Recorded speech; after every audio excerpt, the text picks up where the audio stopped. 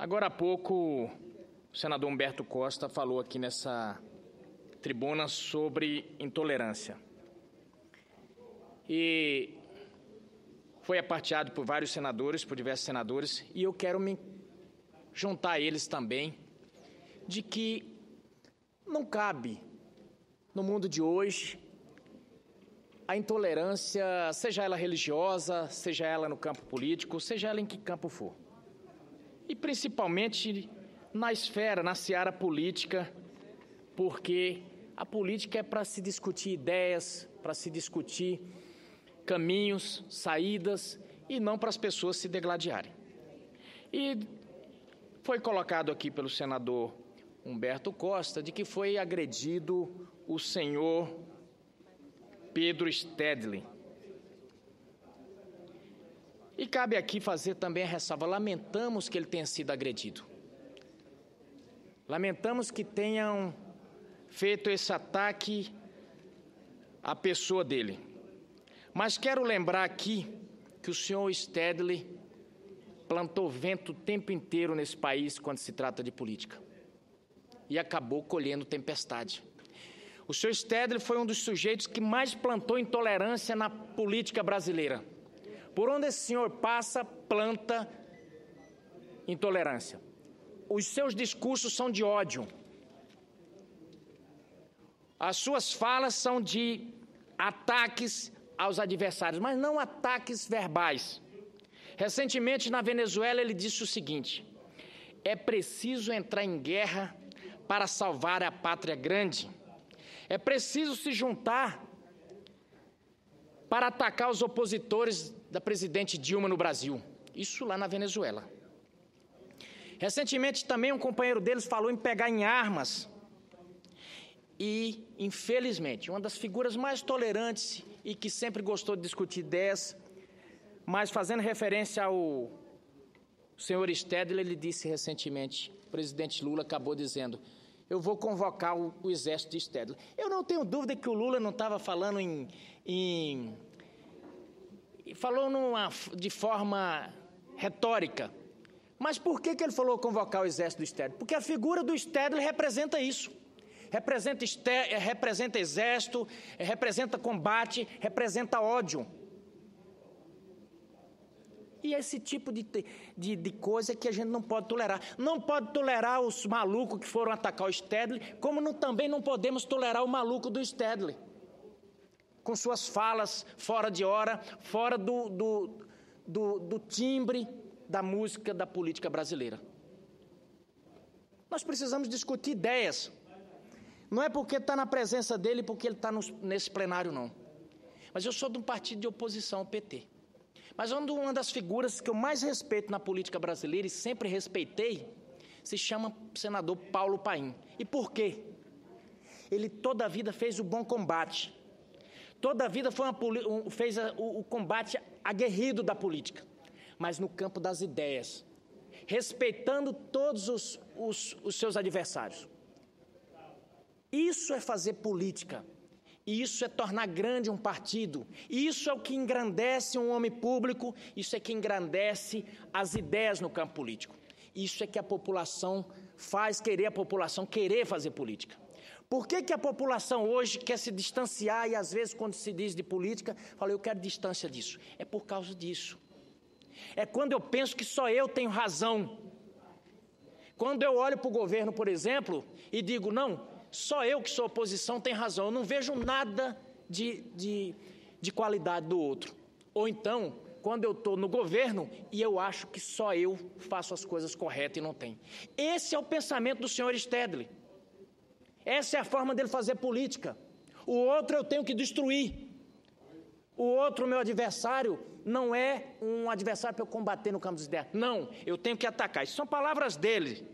Então, eu espero que não aconteça mais nada com ele.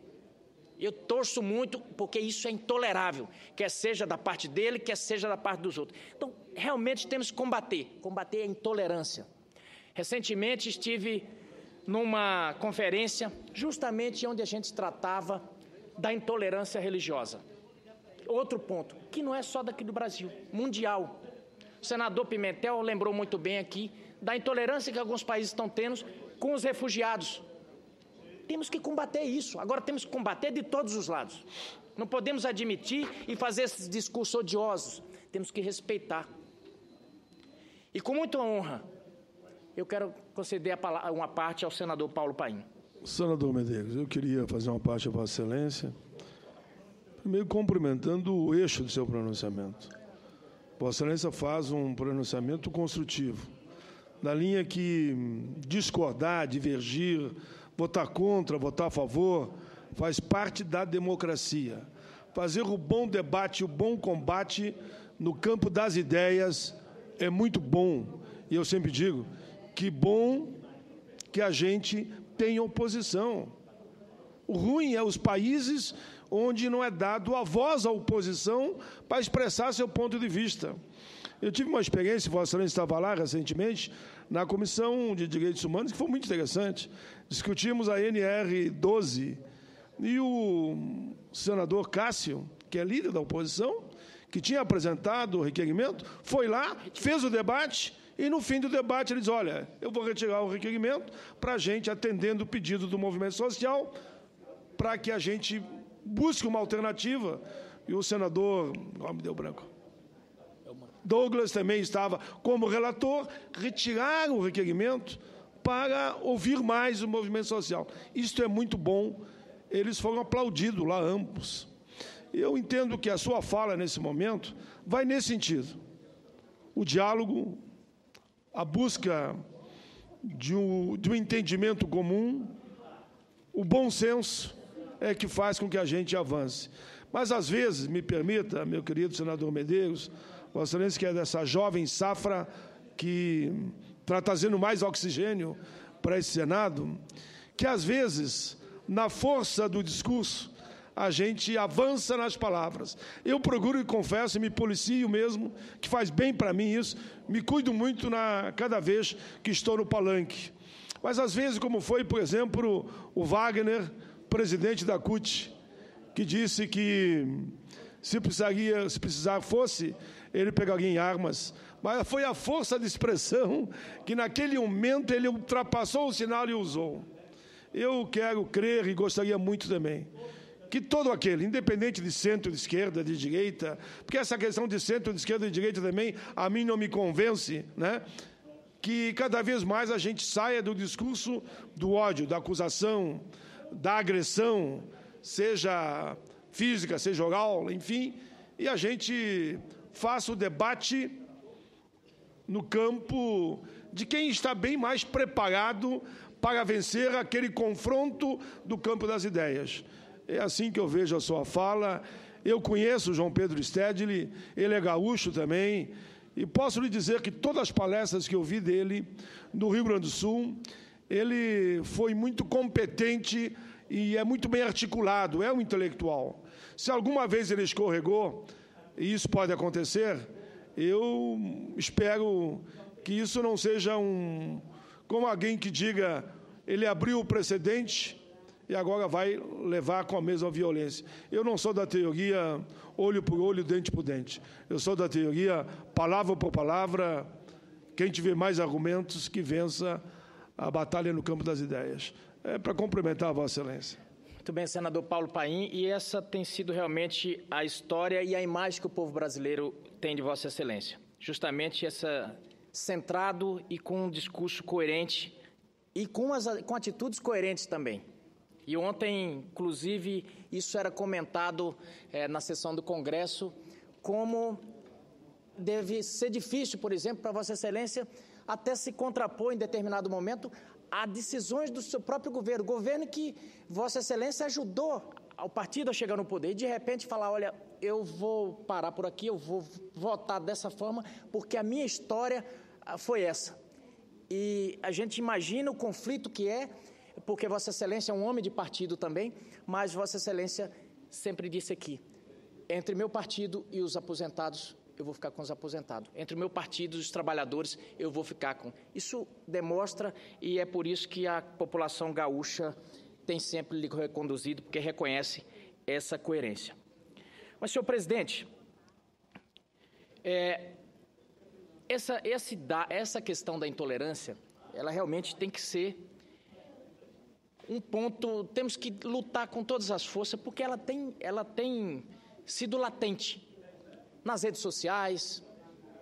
Os discursos têm ficado muito polarizados, e eu penso que a saída realmente seja essa que o senador Paulo Paim disse, que a polarização seja no campo das ideias, que quem tiver melhor argumento que possa vencer, e que a ideia possa ser essa aqui também.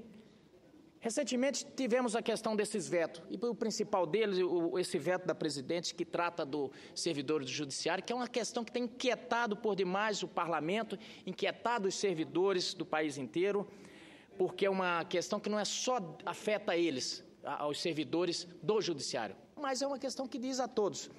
E o que nós temos entendido aqui, assim, olha, temos que votar. O parlamento não tem que se debruçar sobre as questões só quando há consenso. E é por isso que uma coisa que vinha depondo muito contra o Congresso, e aproveito aqui para parabenizar o presidente do Senado Federal e também do Congresso Nacional, o senador Renan Calheiros, porque ontem pôs para votar. Abriu uma sessão do Congresso e o Congresso se manifestou e houveram os embates. Eu penso que tem que ser essa, não aquela forma como vinha, de adiar, de forma sorrateira, terminar a sessão de forma abrupta, porque isso não passa uma imagem boa para a população. Então, é o raciocínio que o senador Paulo Paim disse, olha, vamos para o voto. Quem tiver melhores argumentos, quem tiver a maioria, vai vencer e pronto. Eu penso que tem que ser nessa linha. E eu tenho aqui alguns questionamentos a fazer sobre a sessão de ontem, especificamente a de ontem, e não é choro de perdedor, porque estou aqui justamente defendendo, mas é que eu penso que os poderes precisam ser mais independentes. Ontem eu vi um verdadeiro rolo compressor do governo, porque praticamente, não sei se por força dos jornais terem meio que antecipado uma prévia do impeachment ali, foi encarado como se assim fosse, e acabou ficando isso projetado na figura do veto dos servidores do judiciário. E aqui eu já não vou repisar esse assunto, porque todos já conhecem a minha posição sobre aquele veto. Esse projeto foi mandado pelo governo para cá, para casa, foi mandado para a Câmara, foi votado na Câmara e aprovado, veio aqui para o Senado, foi aprovado, e de repente o governo resolveu vetar.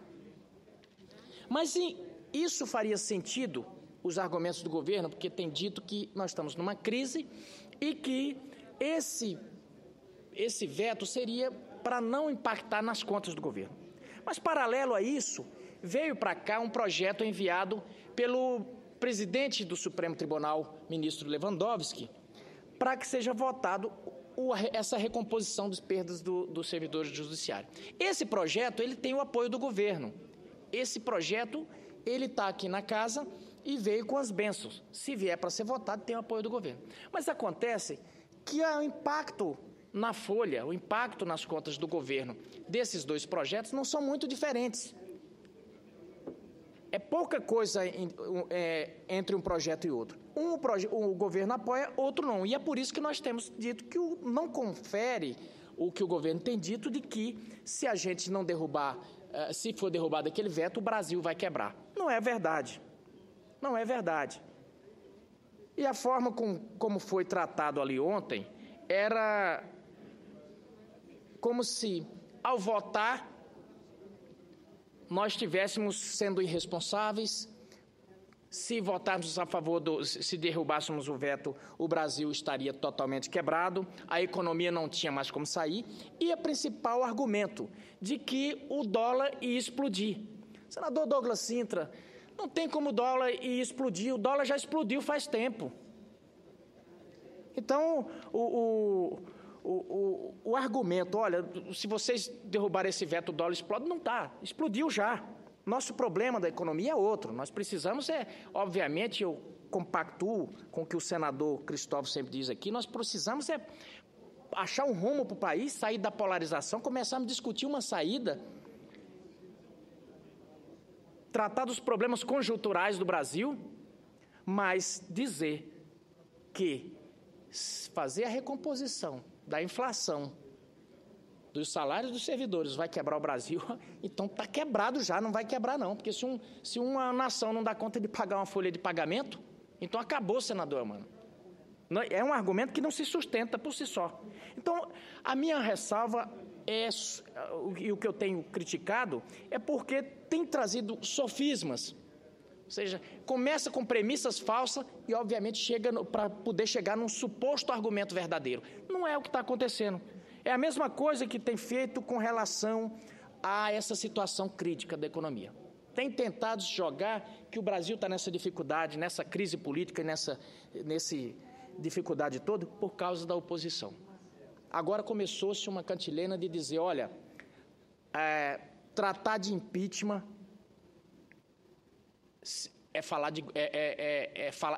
dizer impeachment aqui é a mesma coisa de dizer que está sendo golpista.